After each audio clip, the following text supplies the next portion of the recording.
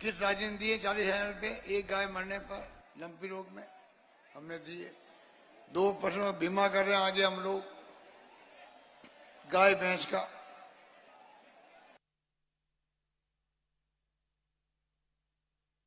आप सोच सकते हैं, पशुपालकों को 5 रुपए दे रहे हैं हम लोग।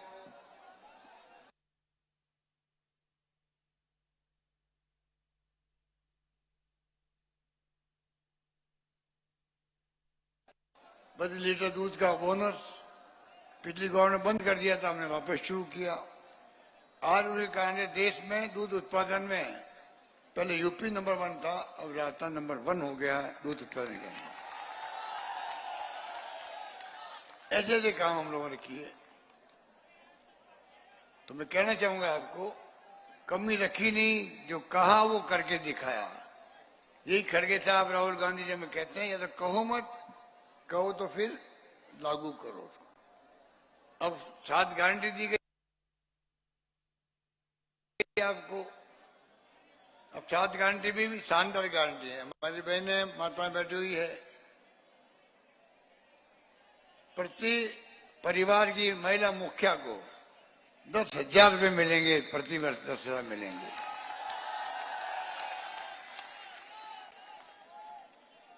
एक करोड़ 35 लाख लोगों को, महिलाओं को जो सीएनजी योजना में जुड़ी हुई थी। सुनो भाई, अरे भाई कुछ लोग आ गए थे, कौन लोग हैं? अरे आप इनके सपोर्ट में आओ, क्या आए हो? आप इनके सपोर्ट में आए हो, किस प्रकार से आए हो?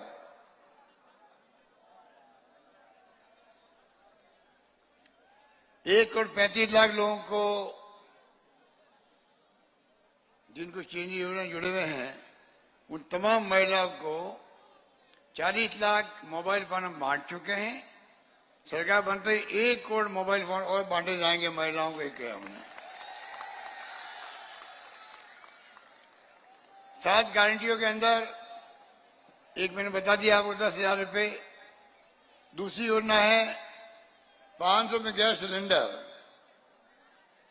गैस सिलेंडर 500 रुपये के अंदर जो दे रहे हैं हम लोग।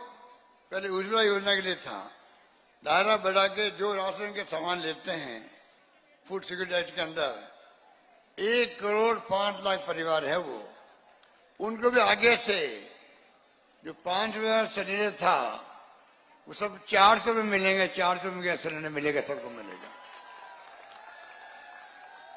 गैस सिलेंडर के अलावा गोधन योजना, गोबर खरीदने की, मैं देख के रायपुर के अंदर अच्छा काम हो रहा था, हमने भी यहाँ शुरू किया है कि गायों को, मोहल्लों में गलियों में फिरती गायें हमारा पशु के रूप में, कई बार दुर्घटना होती है, गाय मर जाती है, आदमी मर जाता है। बाड़ों में अच्छे बाड़े बना दिए, पीने के पानी की व्यवस्था, उनके लिए चारे का प्रबंधन, और गोबर जो होता है उसका खाद बनता है, उसकी गैस बनती है, बायोमास बनती है। ये मैं योजना देख के आया था, हमने लागू कर रहे हैं राजस्थान में। तमाम गोबर जो है पशुपालकों का गोबर खरीदा जाएगा, सरकार 2 रुपये किलो खरीदेगी, इनकम हो जाएगी, सफाई रहेगी और दुर्घटना नहीं होगी। ये काम भी हम करने जा रहे हैं। 15 लाख का बीमा कर रहे हैं। बाढ़ आ गई, कहीं ओलावृष्टि हो गई, बिजली गिर गई, नुकसान हो गया, बहुत कम मुआवजा मिलता आपको। अब हमने कहा 15 लाख तक का मुआवजा मिल पाएगा, ये व्यवस्था हम करने जा रहे हैं।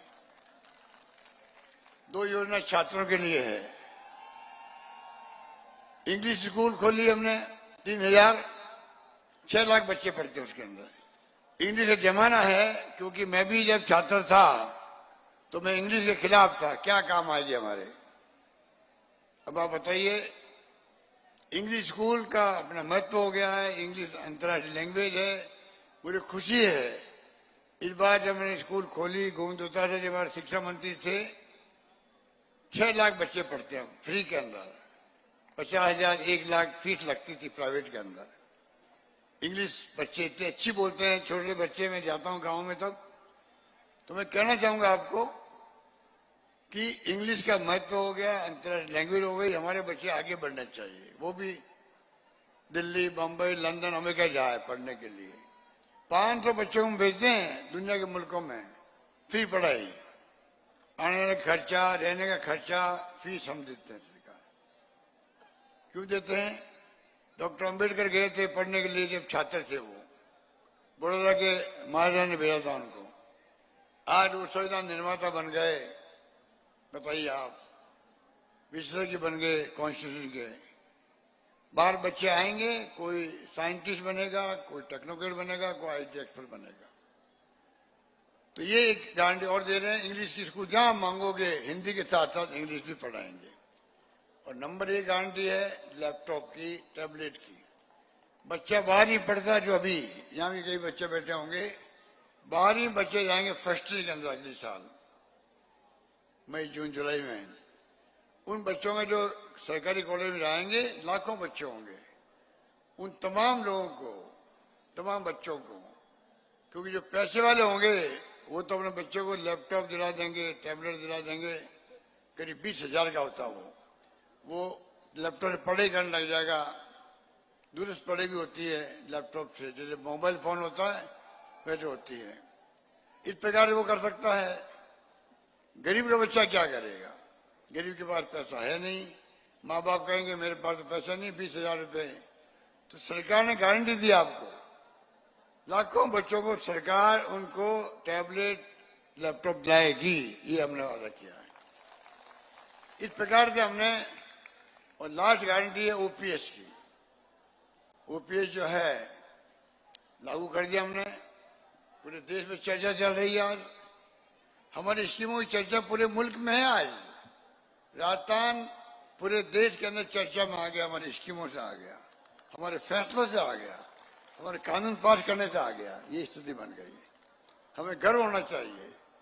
इसलिए मैं लंबी बात नहीं करता हुआ आपसे अपील करूंगा, काम करने में कमी रखी नहीं। 5 साल कोरोना आया तो बहुत मुकाबला शानदार किया, इलाज फ्री किए, ऑक्सीजन से मरने नहीं दिया किसी को भी। इसलिए मैं कहना चाहूंगा कि मैं केरला गया था, चुनाव थे वहां।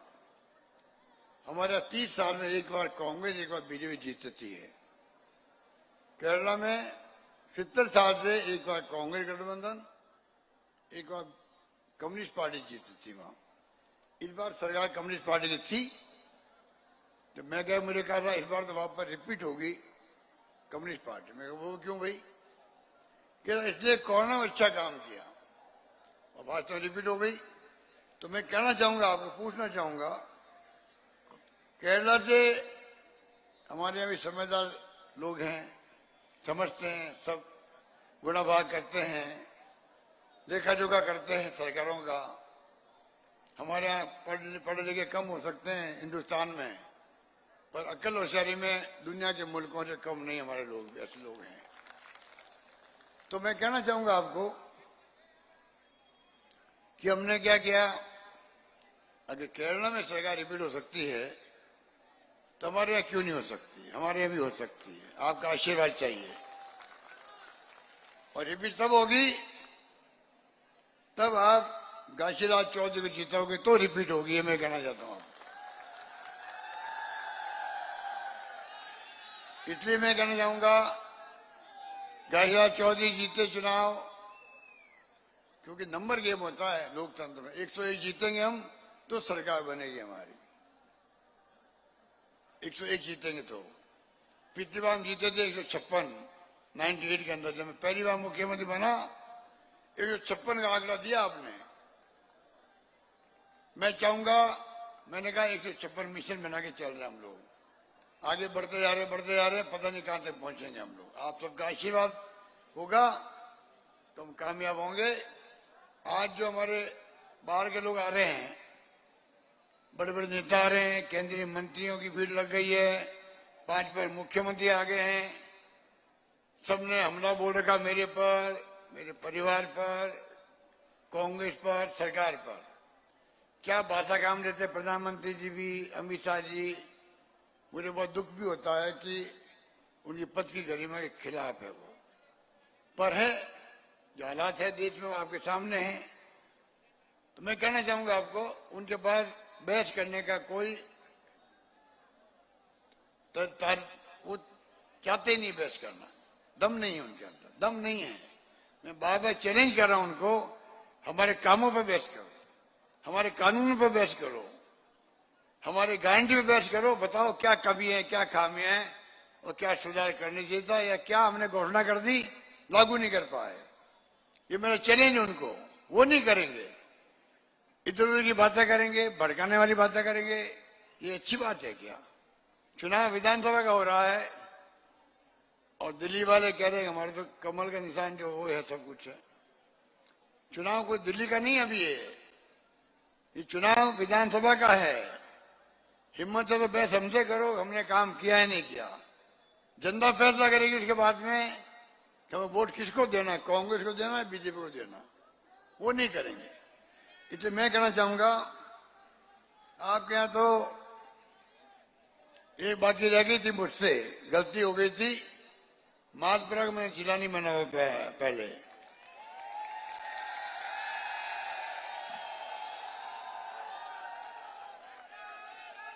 तो जैसे ही मुझे घासीलाल चौधरी जैसे नेताओं ने, घासीलाल चौधरी जैसे नेताओं ने, चंद्रभान जी ने, मुझे कुछ लोगों ने ध्यान आकर्षित किया कि भाई मालपुरा ऐतिहासिक रूप से पहले जिला था रियासत में, तो मैंने मेरी गलती सुधारी और मालपुरा घोषित जिला घोषित कर दिया। अब खाली आपका जो है, आपका चुनाव जीतते ही आपका मालपुरा नोटिफिकेशन जारी हो जाएगा। इलेक्शन आगे की कार्रवाई जो होती है कलेक्टर लगाने की, या मिनी सचिवालय बनेगा कलेक्ट्रेट का, जिला अधिकारियों का, दूर जाना नहीं पड़ेगा आपको, सब काम यही होंगे। इतना बड़ा निर्णय आपके भविष्य को देख के किया गया है। मालपुरा का भविष्य बहुत उज्जवल है। एक नौजवान घासीलाल चौधरी जो संघर्ष करते करते यहां तक आया है, छोटा मोटा उद्योगपति बन गया है। तो आप सोच सकते हो, ऐसा व्यक्ति, संघर्षशील व्यक्तित्व धनी जीत के जाएगा, मास्टर प्लानिंग करेगा यहाँ नया जिला कैसा बने,